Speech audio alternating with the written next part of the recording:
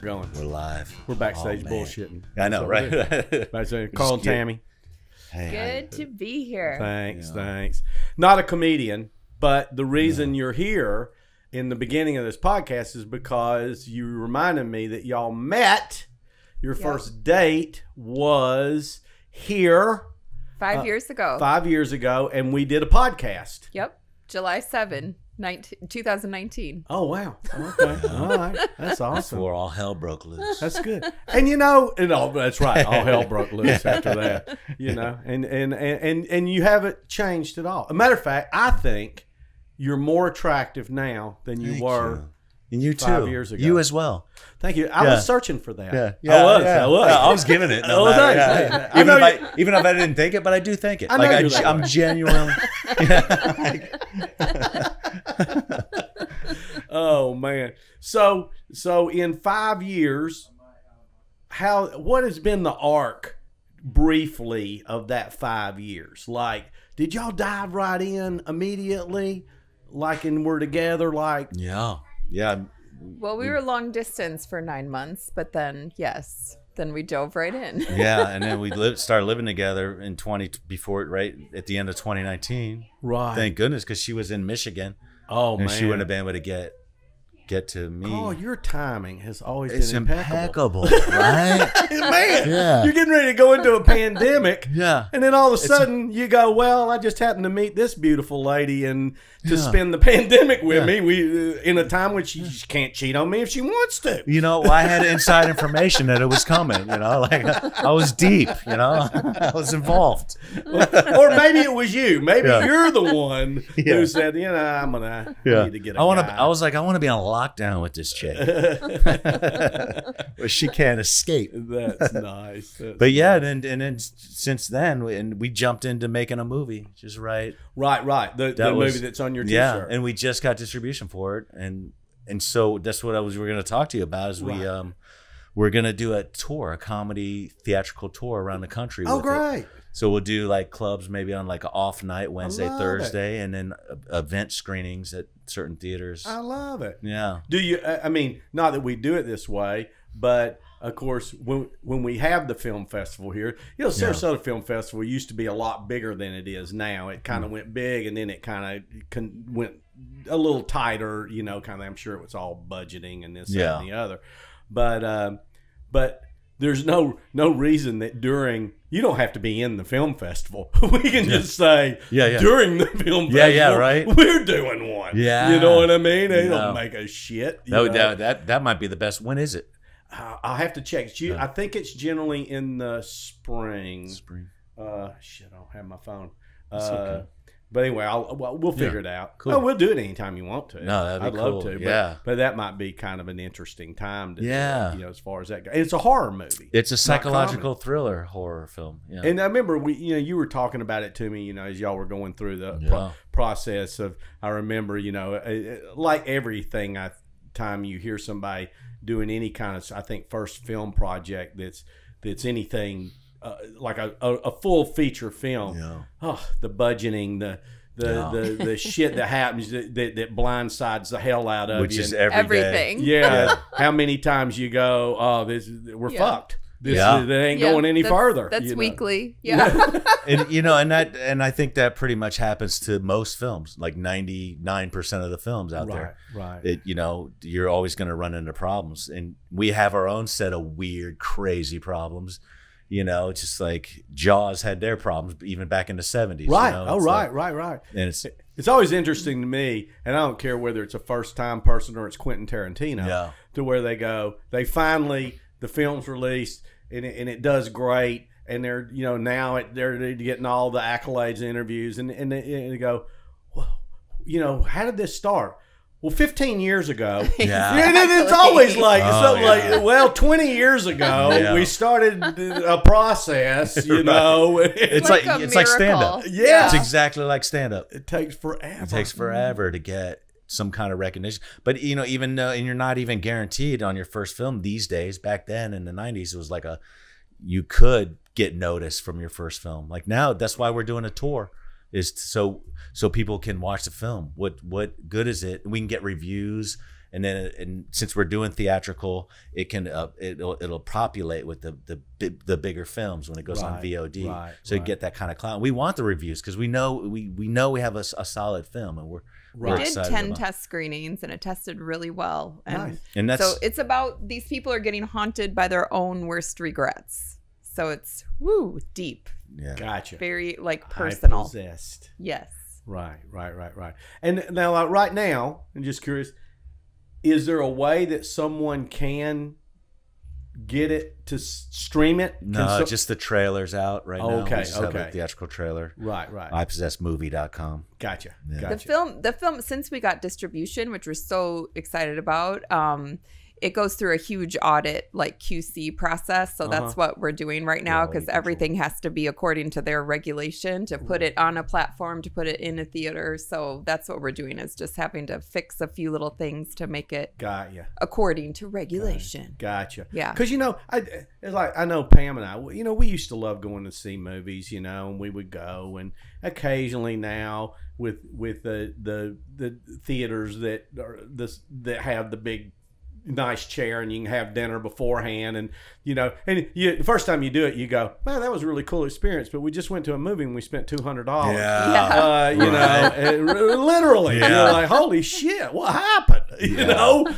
I know. I like the old school. And so now, literally, I mean, the only time I'm motivated to see a movie in a theater is if it's a big special effects. If it's Mission Impossible, if it's one of the Marvel films or something like that, that's going to be something that's going to be big screens. But if it's a story driven film, I just soon watch it at home. Because I've got the fucking 80-inch screen and surround sound, and and I can watch it when I want to. Right. And here's the thing about the story-driven films are, certain people, we're old school, so we could probably sit in front of our TV and watch an entire film. But younger people, like, it's hard to maintain the focus on it if you put on a film that you got to think about, that's maybe slow burn in the beginning because it's developing the story, and then it's gonna all of a sudden people won't give it 15 minutes to breathe, but when you're in a theater, you got time to breathe. It's on a story-driven movie, and you watch the whole thing. You come out. I probably a lot of times that I'll do that, and I'll go, I probably wouldn't have watched the whole thing online, but I'm glad that I saw the whole thing. Well, I don't want to watch a movie on my phone. No, right. I don't. But people do. Yeah. I know. I've seen people in a plane sit there on their phone. I go, no, I have no motivation to watch even something I want to watch. I don't want to sit and it's a whole different experience. It is a whole different experience, and I wonder, to me, when you say that, I go, to a broad-based audience, I think that is relatively true, but I still believe that there is a smaller niche audiences at all ages that want to get involved in a story that you know what I mean, that want that still read books. I mean, obviously there's still young people reading books out there. There are not a shit load. Not a lot. And just the fact that it's an original story, it's not, there's so many movies that are remakes these days, and that seems to be the trend, but this is original. And it's tough for someone like us because we have an original piece, we have a good story, but it involves you giving it a chance, because we're people that you don't know yet. Correct. We're not famous. Well, it's interesting, and I've still got old school cable TV, and I can go to on demand, and of course there's the new release stuff supposedly, and I'll go through that 40 films. Sometimes just flipping through, and I can tell you 90% of them never heard of, never been released in a major theater. I guarantee you. You don't know any of the actors, so I literally flip through them and watch the trailers. Like, I'm going, okay, I'm just going to trailer watch for a little while, and see if something catches me, and I go, if it does, I go, I mean, yeah, okay, it's $10 or whatever. I go, I'll risk it. I'll risk the $10. I'm that way and go, you know, if halfway in I'm like, you know, I'm trying. Yeah. It ain't grabbing me. But I mean, that to me, that's most of the films that are on the on demand. And then there's another, as you know, subcategory that's, you know, films from film festivals or whatever that's not considered the major releases, which are most of them, I don't know who the fuck they are. And you go over there and there's a whole bunch of those, you know, that you just, I go, and it's like, I sit there and look at those things and I go, man, these things were, you know, I mean, you can tell that this took some money to produce them. They're produced well, but you go, there's so fucking many of them. How does anybody find these things? How do they find us as a comedian with a special? There's 1,000, there's 10,000, there, you know. Well, that's but the people beauty. do. Yeah, that's what, you know, we're fighting with is just you know, as a stand-up, we're still fighting, like, because I'm the lead in it. You're watching me as the character play this weird guy going through PTSD and all this stuff, and he's weird in it. This character's weird. If it was Jake Gyllenhaal, you'd be like, oh, he's this weird guy. I want to see where this goes. But if it's this guy, is this weird? Is this bad acting? What is this? Right. When you understand a character once you get into the story, and you're like, oh, this is why he's doing that. Sure. So that's what we face as stand-ups when we go on stage, and I'm in front of, you know, like Mark. I just work with Mark Norman. I gotta impress his audience. They don't know who I am. Correct. They're here to see Mark Norman. Correct. So it's like, give me 5 minutes, you know, then they'll be like, oh, okay, we know we can ride with this guy. But it's the same thing as film both. So it's like, how do you get out? We do a tour so people can hear about it. Well, yeah, that's what we're banking on is, you know, Carl, this is an anomaly that such a strong comedian also made a feature film. Horror. Not in the comedy genre, you know, so he has like these two sides. But I think a lot of comedians are dark. They have a dark side to them. Most definitely. Definitely. And I believe comedians are amazing writers. That's something that I've noticed is the dialogue is so good because you know how it's going to land. You know, when you're a comedian, you stand in front of an audience and you figure it out. Have to. Yeah. You can't. In other words, we have to have things land. Yeah. Whereas when you're writing from a point of view of not having to get a response, you can trick yourself into thinking this is really interesting. Mm-hmm. But we have to get a response. Yeah. You know, they have to react to what we're saying, you know. But, you know, I can tell you this. I never, well, I won't say never, but I rarely, and Pam too, my wife, when we watch a movie or we almost never watch comedy. Yeah, I know. Me too. Rarely. This is the last thing I want to do. Yeah. Is watch comedy. You know, there are a few people out there. For me, Will Ferrell always tickles the shit out of me. You know, and he does. So I'll watch a Will Ferrell movie because it's him, and I kind of know what he's going to do in a sense. You know, so there's maybe certain comics that I'll watch. What's his name? Geraldo? No, not Geraldo. The British guy that's kind of dark. Ricky Gervais. Ricky Gervais. Yeah, we love him. I just happened to flip on that series that's been out for a while.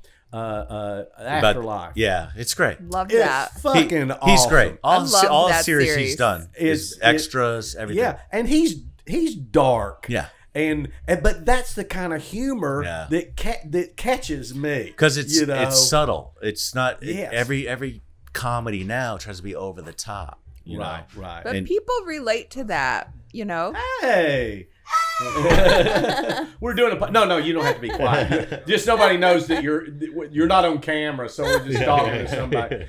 Gino, our comic, and he's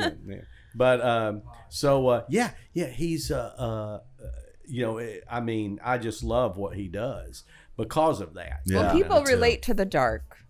Oh yeah. You know what I mean? Oh yeah, absolutely. Well, some people do, and some people don't want that at all. You know, they want, like, prime example, my cousin Bill is a doctor, and and it's like, so all day long he deals with heavy shit. All day long, his day is people that are sick, people that are injured, people. It's mostly heavy, serious kind of stuff. So when he goes to be entertained, he wants stupid, silly, slapstick. Right. You know, if he goes and or a thriller movie, you know what I mean? But he don't want. He goes, I don't want to think. Yeah. I don't want. Right. I just want to escape.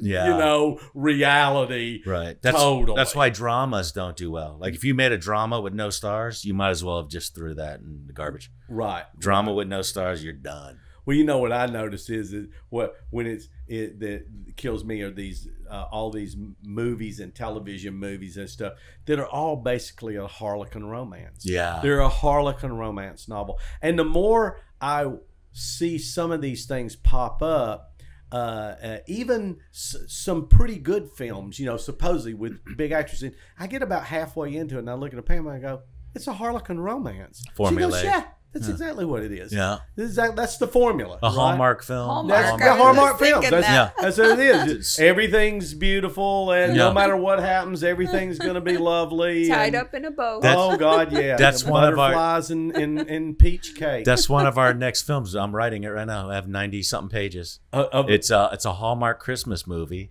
and it introduces a character like Bad Santa that comes into this town. And he's surrounded by this outside corny, goofy, and then halfway in the movie, it turns into an 80s, 90s monster movie.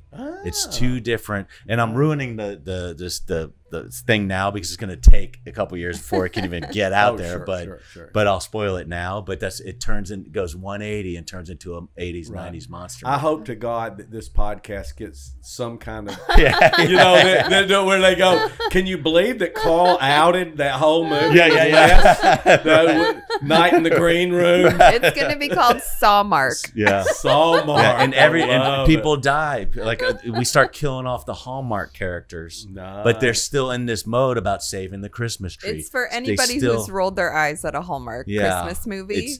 It'll be very satisfying. Be good. Yeah. So I've got a screenplay. I know. That sounds very cool too. Well, you know, the thing is, and of course, there's no reason it can't be Rimi produced. I know. There's no reason. I was going to say, you got to pass the script over. No. But you know, as you know, I think I told you it's based on me hitting an alligator on Alligator Alley 25 years ago, back when the alley was 2 lanes, and if you went off that bitch, you're in the damn Everglades, you know, right?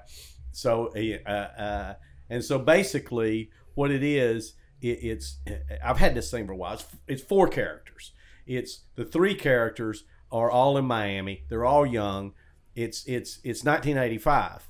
Okay, so that's the last time Alligator Alley had just that dynamic, 2 lanes, So I started researching what the hell's going on in 1985 around Miami. Well, Miami Vice, Golden Girls are being shot there. MTV is hot as hell. There's some MTV stuff being shot at South Beach.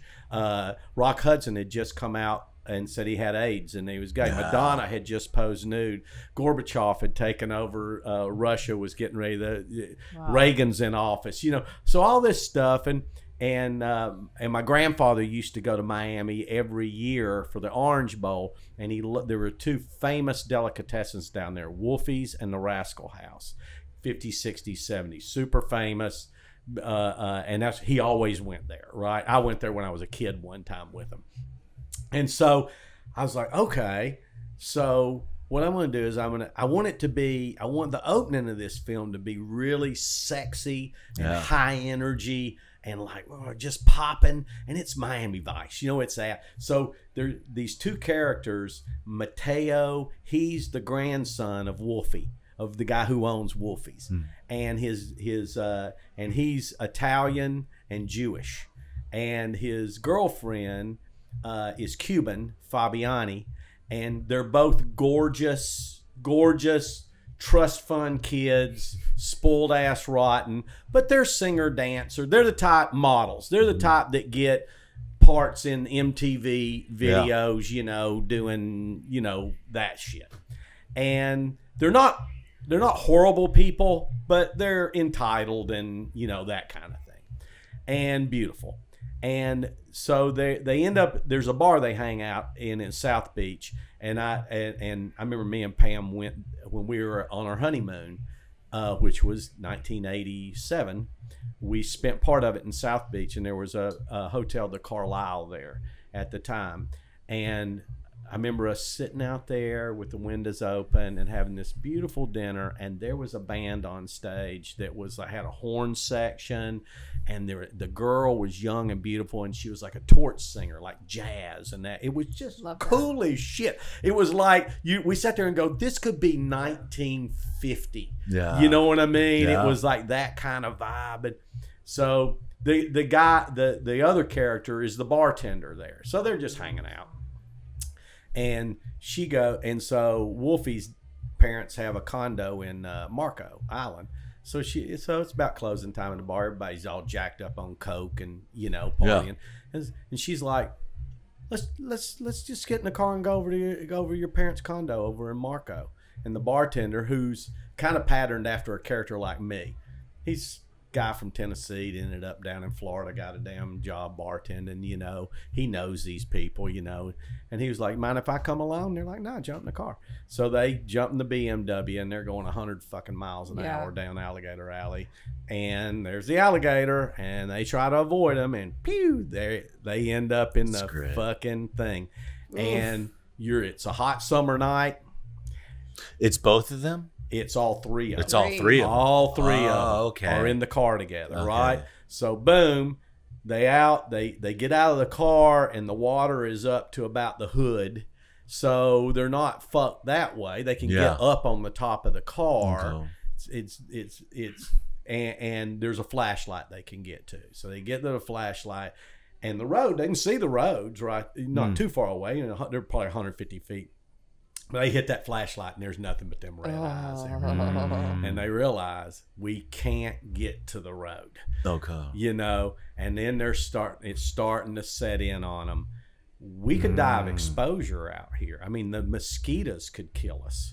You know, I mean, it's a hot summer night. There's snakes too. There's water moccasins. There's boa constrictors. It's like Open Water, that movie. Yes, exactly. But in Everglades. Exactly. And so we need to copyright this. Does this help if that we're saying this? Well, the thing about it is I've got it all written down. So it's been documented pretty well. So anyway, the gist of the story is that about the time they're realizing they are fucked and don't know what to do, they hear a little John boat coming, and a light hits them. And the guy in the boat is Gator, and he's a guy that lives out there. He's a Vietnam veteran. He's lived out there his whole life. His family, they're crackers. They're Florida crackers. They're Everglade people. Yeah. And he finds them. You know, he hears the car wreck and he finds them. And so the whole gist of it is that Gator has decided that he's going to play a cat and mouse game with them. I'll keep you alive till in the morning. Once the sun comes up, cars are going to start coming. You'll get seen. And I'll keep you alive, but you're going to entertain me. You're going to entertain me this evening. And so what was interesting was I'd had this thing for 25 years. Yeah. Written as that. And I just never did anything with it. And I don't write dialogue. Yeah. I've never done it. So a couple of comics I ran it by who had done some stuff, and they said they were interested in collaborating and didn't do it. And so then I was in Memphis, where I went to college, and a girl that I graduated from theater department with, Terry, had written some plays, and she had mounted a couple of them. So I saw Terry while I was there, told her thing. She goes, well, send it to me. I'll read it and see what I think. So she did. So within 2 days of getting it, she sends me back 15 pages of dialogue and thing comes to life. And so then her dialogue was the three characters when they first meet in the bar, or it's them in the bar deciding to go to the thing. So she hadn't even introduced the Gator character yet. Yeah. So I said, well, I'm gonna write the scene of when they get introduced to Gator. So I write that scene. So then she comes back to me and goes, I'm just going to tell you this, Les. I did a bunch of writing classes, you know, in learning how to playwright and stuff. She goes, most of the classes I went to were not people who wanted to write plays. There were people who wanted to write screenplays, and they're mostly young guys who wanted to write screenplays. And she goes, everything I was writing, all the feedback I was getting, cut. Too wordy. Yeah. And she's like, but in plays, we live by words. Of course. She goes, not in film. Yeah. You want the camera to do the talking. And she goes, your opening scene with Gator gave up everything about him. Yeah. We knew way too fucking much about him within a very short period of time. Where are we going? You know, I said, well, the conversation's back. She goes, I just know. So she gave me this whole list. Who's your protagonist? Is it John, who can only talk to Gator? Is it who's the protagonist? You got to decide that right off the bat. Yeah. You got to decide which character takes the biggest arc in the film. Who is it? Is it one of the three has to have an arc? You know, that or should. And so these were all things she learned. And so she gave me a whole list of questions to answer. She goes, you need to answer all these questions for yourself so that we can even begin to start to create this, you know, and think about writing not with words, but with scenes, with visuals and things like that. And she goes, don't give up. Don't give up, Gator. Don't let the audience know whether he's good or bad or don't let them know. Don't let them know. So just keep them, because you've got this character that could be their savior. That's a point of tension. Exactly. Or he could be a psychopath and he's gonna kill him, you know, and or whatever. So that was really, you know, it was great to collaborate with a friend. And what's great about it is we're great friends. And her father, Dr. Kennedy, was the head of the department. He was my mentor. He's the reason I'm where I am right now. He was a teacher he was the guy that really got me involved in. Well, I got involved in theater, but he was the guy that challenged me when because I was cocky and dumb and came in there with this attitude of like, oh, acting, how hard could that be? You know what I mean? The kind of attitude. And he's the one that pulled. And he's from Texas. He's a Texas shit kicker, but he's also a doctorate of theater from University of Florida. So he's a brilliant guy, but he's one of these guys to talk like this, you know. Yeah.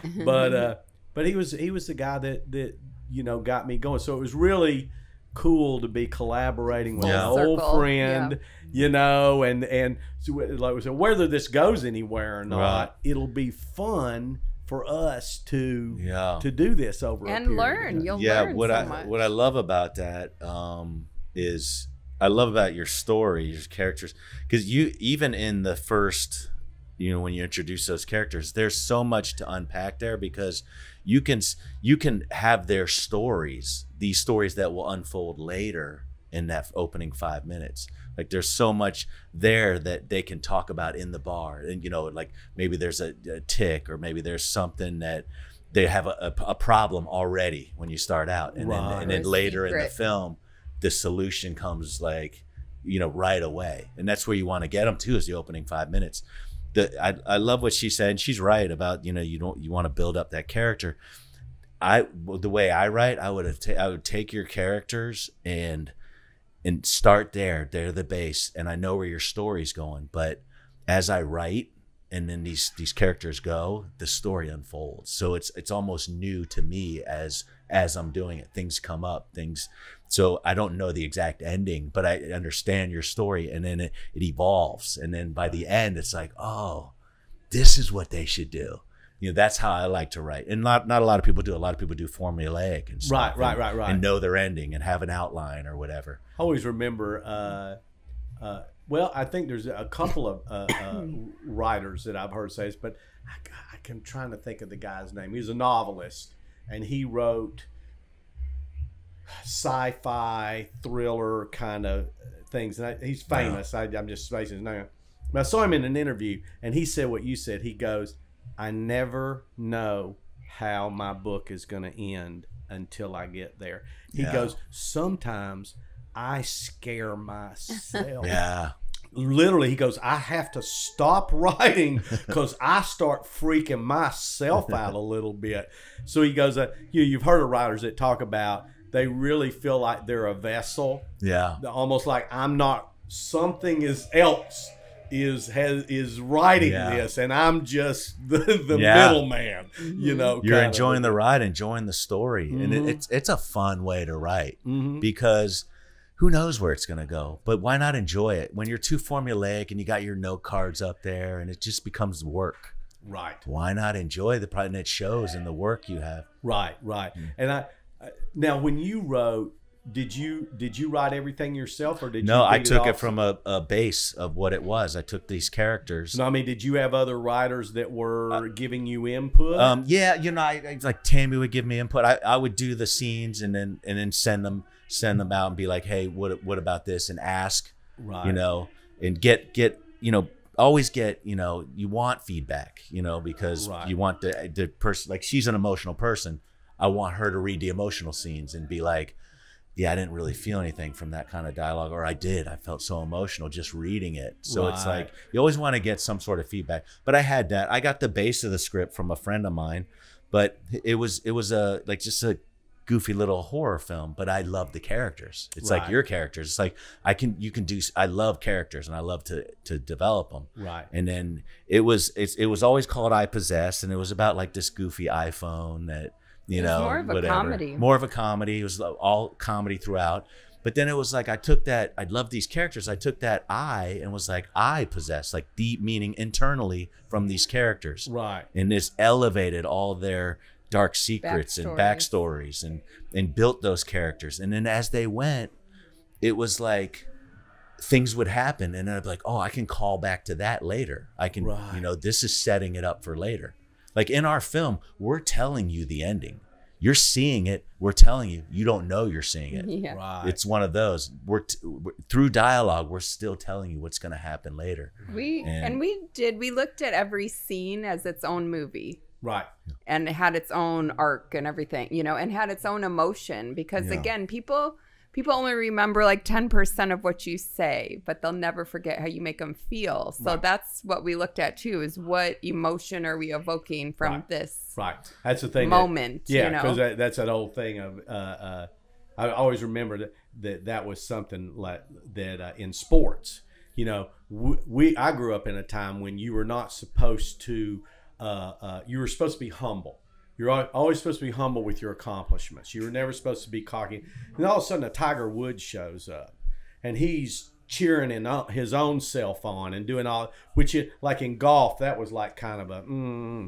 But he had learned that what you just said, you remember, you etch in, the memories you etch in are connected to strong emotional responses. So what Tiger would do is when he does something really great, he wants to celebrate it because he wants that to etch in. When he does something not good, he doesn't want to pay much attention to it, you know. And so, yeah, I think with anything, you know, that's the stuff that sticks with you. You know what I mean? No doubt about it.